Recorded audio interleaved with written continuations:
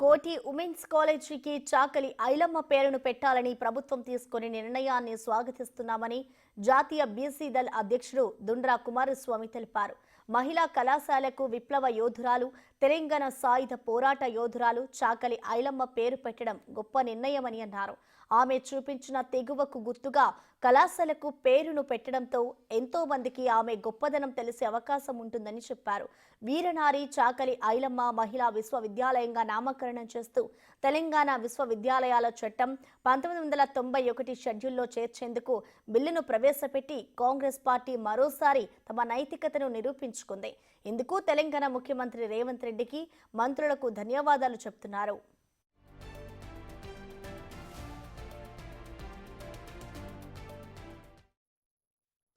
నేను జాతీయ బీసీ దళ అధ్యక్షుని దుండ్ర కుమారస్వామిని.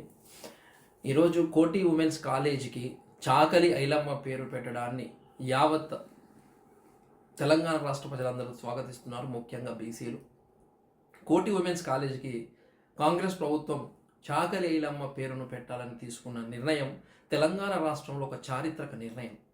మహిళా కళాశాలలకు విప్లవ యోధురాలు, తెలంగాణ సాయుధ పోరాట యోధురాలు చాకలి ఐలమ్మ పేరు పెట్టడం ఒక గొప్ప నిర్ణయం.